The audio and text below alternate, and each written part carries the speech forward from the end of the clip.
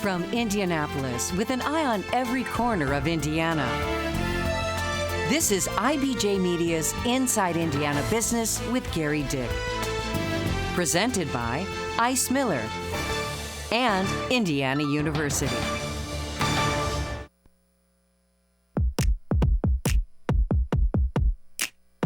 From the emerging EV sector to the growing semiconductor space to state dollars bringing back small-town Indiana favorites. The state firing on all cylinders. Governor Eric Holcomb weighs in on a record year for investments. The finish line in sight for two major Indiana highway projects, tracking progress on the North Split in downtown Indianapolis and I-69 paving its way through southern Marion County. The dawn of processed foods in the 50s. Swanson announces new three-course frozen dinners. Not a hot health topic on one IU doctor's YouTube channel. Does consumption of ultra-processed food lead to cognitive decline? More in this week's Business of Health. Hello and welcome to Inside Indiana Business. I'm Gerry Dick, coming to you this week from 16 Tech, the 50-acre innovation district talked about for decades that is now reality on the near northwest side of Indianapolis. Specifically, we're in a lab at the Indiana Biosciences Research Institute, which is already home to 13 startup companies, each working on what they hope will be that next big thing. The IBRI and 16 Tech designed to be really magnets to attract investment and talent from around the globe to Indianapolis. And in 2022, the life sciences big contributors to what the state is calling a record year for economic development. In terms of life sciences projects, 25 projects generating $2.8 billion in capital investment and more than 3,000 jobs. But overall, the IEDC reports overall capital investment from 218 companies this year, representing $22.2 billion in capital investment, a 250% increase over the previous year, and 24,000 job commitments. The average wage, $34.71. Both the capital investment and average wage, the highest since the IEDC was founded in 2005. I got reaction this week from Governor Eric Holcomb and also an idea of what to expect next. Governor Holcomb, the investment numbers at $22.2 billion, a big number, more than 250% higher than the previous year. Was there one thing really driving the investment, those big numbers? Well, it's been a long time in the making. You know, we've got access to high talent, and we've become a low-cost place to do business, and great site availability. But I would think if you did have to boil it down to one thing, I would say focus. We have been laser focused on trying to build out different clusters, and so where you see a lot of these ecosystems starting to develop in terms of semiconductors, you're talking about manufacturing, you're talking about design, you're talking about testing, packaging from GED to PhD. And so, or if you're talking about battery, we're talking about not just manufacturing, but also recycling. And so we've kind of turned this corner to where we're going after ecosystem development as much as sector development. Let's talk about that. Traditional Indiana strengths, advanced manufacturing, life sciences did very well in these numbers. But as you mentioned, microchips, the electrification of the auto industry, which is going on to billions of dollars in deals, successful deals here, Skywater Technology, West Lafayette, Stellantis, SDI in Kokomo, and others. Are these kind of the next big things in terms of where Indiana stands to perhaps gain jobs and investment? Absolutely, and more to come, by the way. Success attracts success, and we've somewhat become this magnet because we can back up what they need in terms of workforce, et cetera. And so when you think about the trillion or so dollars that is being invested around the world, some of which will come to America, there are certain states that will just stand out in terms of being able to deliver. And on these fronts, microelectronics, hypersonics, defense-oriented contracts, we've really upped our game, and it's paying off. Indiana's won its fair share in that sector or those sectors. One of the big deals was Intel, $20 billion, 20,000 jobs that actually went to Ohio. And there was a lot of talk around that Indiana's ability to provide the workforce, the talent pipeline, was an issue there. Are you concerned about the talent pipeline when it comes to going after these big deals? Every deal we do, I'm mindful of it. Concerned is to put it mildly, because we have to be able to supply the company with the fuel they need to be able to grow. And that's talent, and that's their workforce. And so, we're blessed in the state of Indiana with Purdue, with Holcomb, with Notre Dame, with IU. We got 30 privates and all of our public, Ivy Tech and Vincennes University. And so how we build these curriculums, the curriculum that they need to be able to skill up their workforce, the nimble states in America will be the winners. And we have proven now, time after time in these deals, and there will be more coming, that we can, in fact, compete with the one investment that was made in Ohio. We're having multiple announcements, and I like our strategy to be able to look at doing the manufacturing, doing the packaging, doing the testing, and recycling when it comes to batteries, the whole life cycle of the product as we onshore or reshore a lot of these products that are going to continue to make sure that we keep the future of mobility rooted here in the state of Indiana. Final question, Governor. Ready grants had a big impact, certainly, on communities around the state, their ability to do quality of place projects and other deals. It was literally 1 year ago those first grants were handed out. You look going forward, the upcoming session of the General Assembly, can communities expect to compete for another round, Ready 2.0, if you will? I sure hope so. We were both at Butler University about 1 year ago talking about this, and what a success it's already been when you go to communities and you see the YMCA that's been talked about for 13, 14, 15 years. Now it's come to fruition and realization. These are transformational projects, be it housing, $4 billion in housing in this last round of Ready. I want a Ready repeat or a Ready 2.0 or a Ready redo. And that'll be reflected in the budget that I submit on January 4th. Well, as the governor indicated, microchips will continue to be a big focus of the state's economic development efforts. And Indiana Senator Todd Young has been a key player in attracting chip production back to the United States. That is already having a ripple effect on the Hoosier economy. Senator Young co-sponsored the CHIPS Act, earmarking some $280 billion to boost semiconductor research and manufacturing on U.S. soil. Indiana looking to establish itself as a regional chip research and production hub.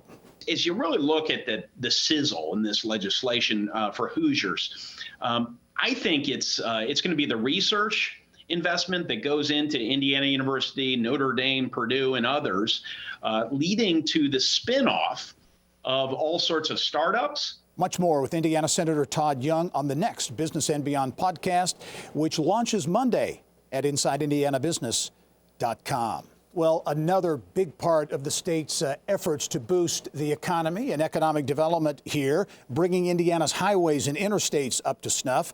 An update next on when to expect the green light for the big North Split project in downtown Indy, plus I-69 getting closer to the finish line.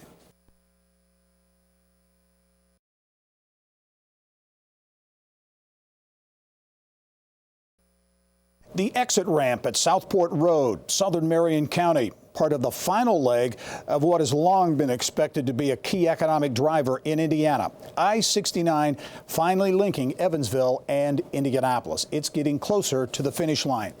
So too is another major road project, the massive makeover of the North Split in downtown Indianapolis. That's where our Mary Rachel Redmond is now with some new developments. Mary Rachel.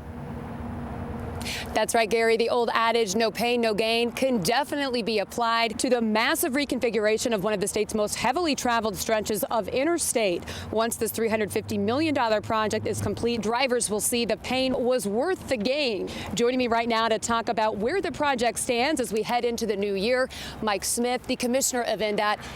Just to kind of start off, Mike, could you talk a little bit about where this project stands right now?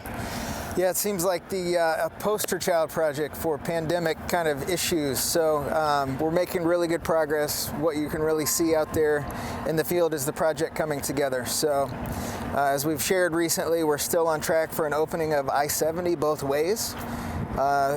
Sometime on or before January 15th is the hope, if the weather cooperates, obviously, and then we'll complete the I-65 opening hopefully by the end of April.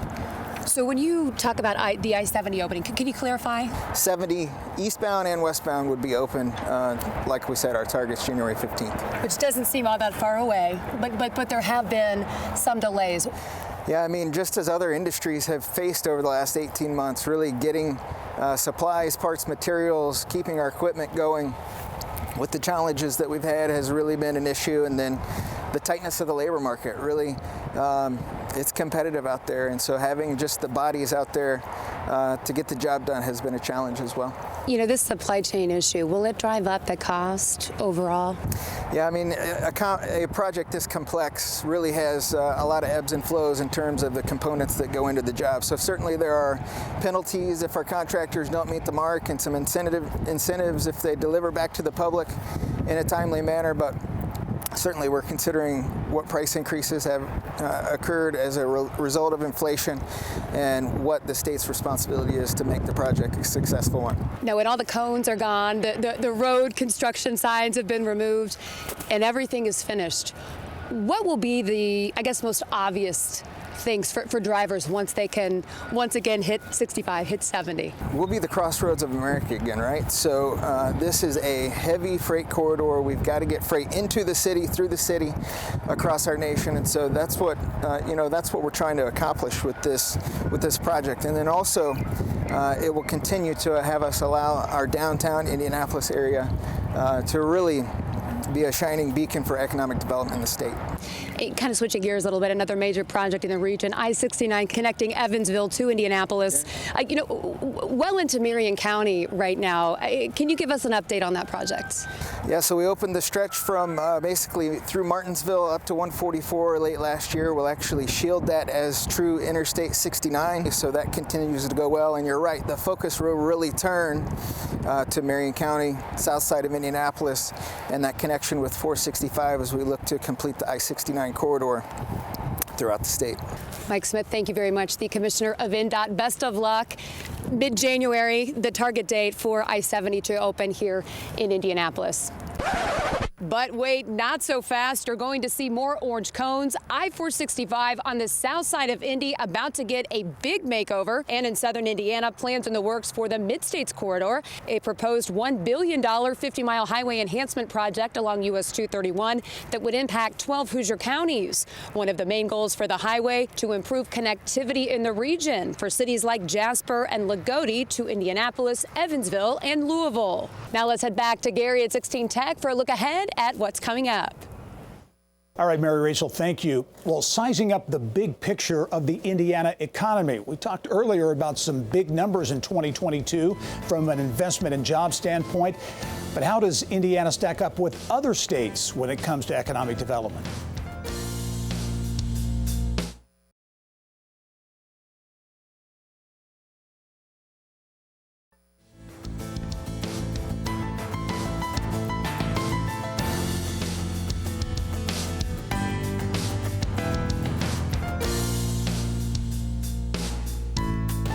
Welcome back to Inside Indiana Business, coming to you this week from a lab at the Indiana Biosciences Research Institute at 16 Tech.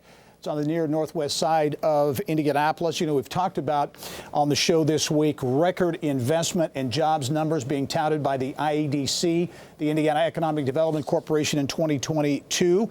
But how does Indiana stack up to other states when it comes to economic development? For some perspective, I'm pleased to be joined, as always, by Genova's Executive Managing Director, Larry Gigerich. Larry, thanks for making the trip downtown to be with us. You heard the governor. You've seen these big numbers really reported by the IEDC. Commitments, you know, they haven't happened yet, but commitments.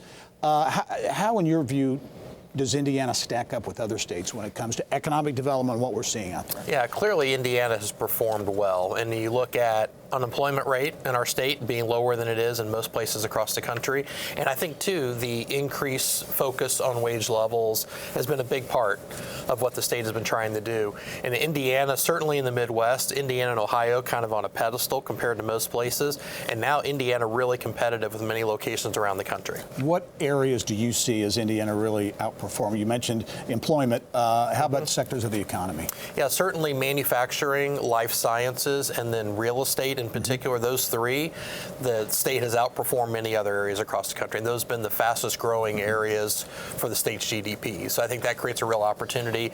And then certainly our heritage in manufacturing is another place that Indiana has continued to perform very well. How about opportunities? A lot of focus being placed on the electrification of the auto industry, certainly microchips. Indiana's had some successes in both those areas.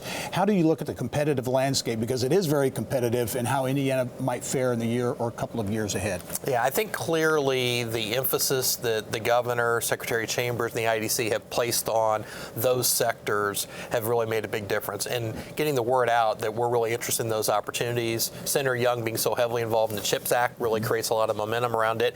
And then without a doubt, Intel making the decision that they did to go to Ohio created a lot of momentum for the Midwest. And really, people have realized the Midwest is a place where you can make things, but also you can engineer and design things. And I think there's a great opportunity for us going forward. Indiana's had some wins again in the chip area and in the electric vehicle area as well. But Intel, you mentioned, was not a win, went to Ohio. Right. And workforce talent was cited as perhaps one of the reasons Indiana didn't get it. Is that the big challenge going forward? Yeah, I think clearly talent is where Indiana has more work to do, and not just four-year degrees. It's two-year degrees, certifications, credentials for different industry sectors, but we really need to lift our talent up. And yes, I do think Indiana competed very well as a finalist for the Intel project. Yeah. At the end of the day, that helped tip it to Ohio for sure. So talent in terms of headwinds, talent perhaps in the year ahead. How about the national economy? Is that another kind of uncertainty out there? Yeah, for sure. I mean, I think this inflationary period we're in that has been 40 to 50 years since we've seen something like this, along with interest rates rising so quickly, that does create some economic headwinds.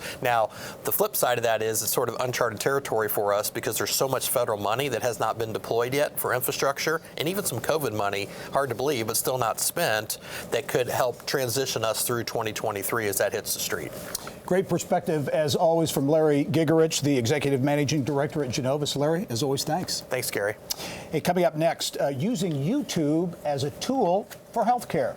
Up for scrutiny today, does consumption of ultra-processed food lead to cognitive decline? That's the topic. More on how this IU award-winning online video health program is putting medicine in simple terms for patients. Plus, for the 31st year, IBJ will recognize 40 Central Indiana business and professional leaders who've achieved a level of success that is rare at a young age. The deadline to submit a nomination, January 13. For more information, go to ibj.com/nominations. And just in time for the holiday season, we're unveiling our new gift subscription to the IBJ and Inside Indiana Business. The perfect gift for the college student, young professional, or hard-to-buy-for person on your list. Learn more at ibj.com.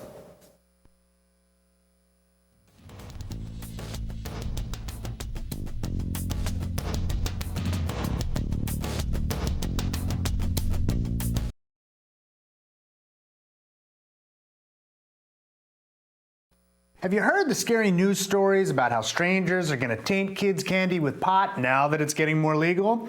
There's no evidence for that. There's also no evidence that strangers poison kids' Halloween candy in general. That's the topic of this week's Healthcare Triage.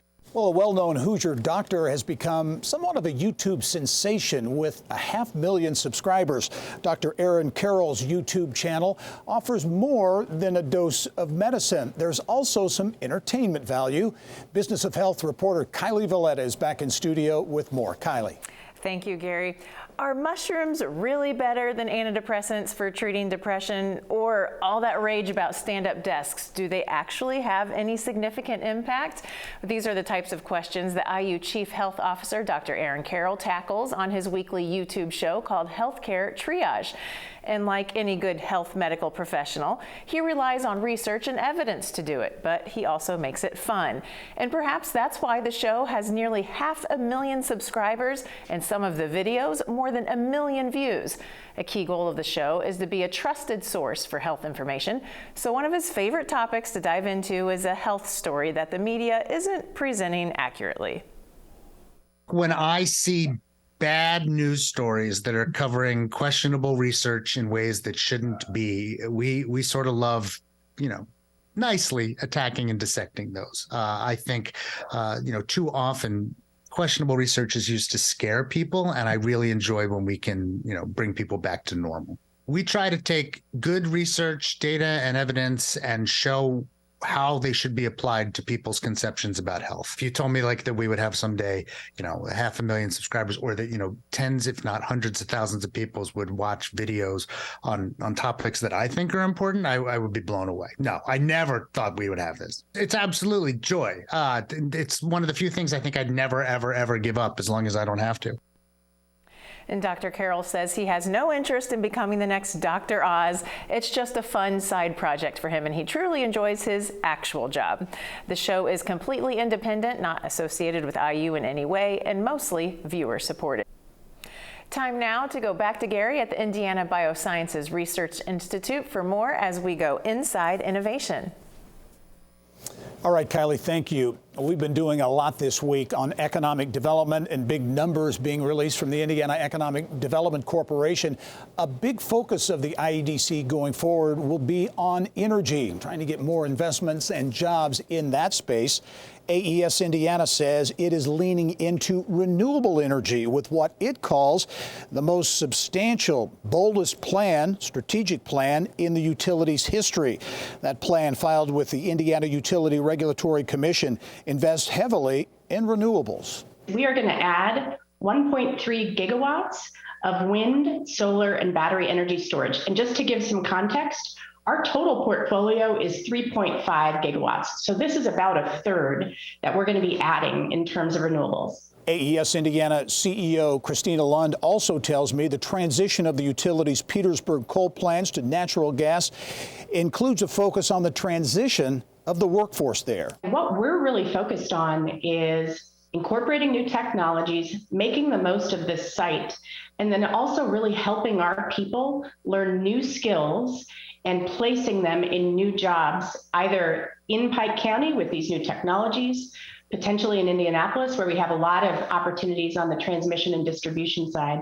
And then AES is actually a global company, and we are hiring around the company. And so we really value our people and the great experience that they bring. And so our focus is really on retraining and placing people into new roles and helping Pike County attract new investment for the future.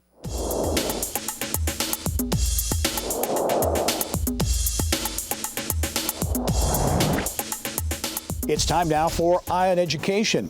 We go to Northeast Indiana, where Manchester University is preparing the next wave of students for careers in health sciences and STEM fields. The school is investing big time, more than $20 million to expand its health science hub in Fort Wayne.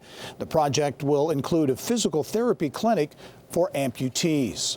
That's all the time we have for this week's edition of Inside Indiana Business. I want to thank the Indiana Biosciences Research Institute for allowing us inside a really cool high-tech lab here to get an inside peek of what's going on. Also, the first show I've done entirely in safety glasses as well. I'm Gerry Dick. Thanks for joining us. Go out and make it a successful week.